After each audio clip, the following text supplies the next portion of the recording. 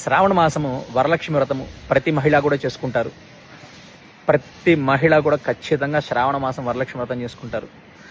ఈ social media ప్రభావం వలన విగ్రహం పెట్టుకొని చేయాలంట, అమ్మవారికి జడకుచ్చిళ్ళు వేయాలంట, చీర కట్టాలంట, ఇట్లా బాగా ఇన్ఫ్లుయెన్స్ అయిపోతున్నారు. సింపుల్గా వరలక్ష్మి వ్రతం చేసుకునే విధానం చెప్తున్నాను, వినండి, తెలుసుకోండి. చక్కగా అమ్మవారి పటం పెట్టుకోండి. ఆ పటం ముందు ఒక కలశం, ఆ కలశంలో మామిడాకులు కానీ తమలపాకులు కానీ వేసి కొబ్బరికాయను పెట్టి దానిపైన ఒక జాకెట్ పీస్ పెట్టి ఆ కలశానికి బొట్లు పెట్టి అలంకరించుకొని అమ్మవారిని ప్రధానంగా గణపతి పూజ, పసుపు గణపతి పెట్టుకొని ఆ గణపతికి పూజ చేసుకొని, వరలక్ష్మి వ్రతం బుక్ ఉంటుంది, ఆ బుక్ తెచ్చుకొని గణపతికి పూజ చేసుకొని షోడశోపచార పూజలతో గణపతికి పూజ చేసి అమ్మవారికి కలశంలో అమ్మవారిని ఆవాహనం చేసి అమ్మవారికి పూజ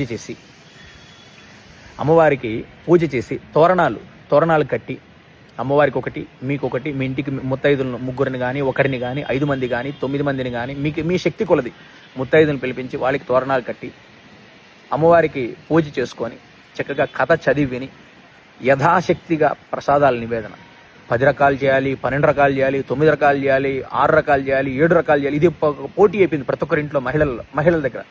నేను 7 రకాలు చేశా, నువ్వు 10 రకాలు చేయలేదా, నువ్వు 11 రకాలు చేయలేదా, ఈ టైంలో పోటీ ఎక్కువైపోయింది.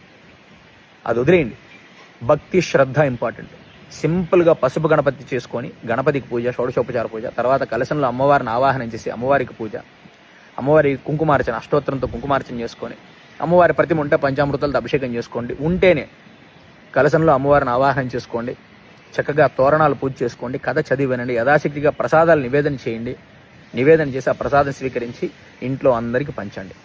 సాయంత్రం పూట ఇంటికి ముత్తైదులను పిలిపించుకొని వారికి చక్కగా పాదాలకు పసుపు పూసి కుంకుమ బొట్టు పెట్టి, మహిళలకు ముత్తైదులను ఇంటికి పిలిపించి కుంకుమ బొట్టు పెట్టి వారికి 2 తమలపాకులు, 2 పండ్లు, 2 ఒక్కలు, గాజులు, 2 తమలపాకులు, 2 పండ్లు, 2 ఒక్కలు, గాజులు, శక్తి ఉంటే జాకెట్ పీస్ వారికి తాంబూలం ఇచ్చి ఆశీర్వాదం తీసుకోండి. సింపుల్గా వరలక్ష్మి వ్రత పూజ చేసే విధానం ఇది.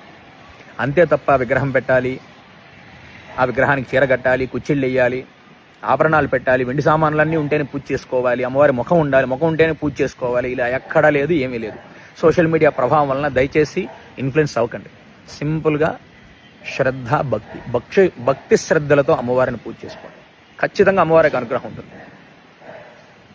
భక్తి శ్రద్ధలతో సింపుల్గా అలా పూజ చేసుకోండి చాలు. ప్రసాదాలు కూడా అన్ని చేయాలని లేదు. యథాశక్తిగా వడపప్పు పానకం పెట్టి సింపుల్ బెల్లం పొంగల్ చేసి పెట్టినా కూడా చాలు. అది కూడా శక్తి లేదా 2 పండ్లు, మీ శక్తి కొలది. ప్రతి ఒక్కరూ చేసుకోవడానికి సింపుల్గా పూజ, అది ప్రతి ఒక్కరికి తెలియజేయండి.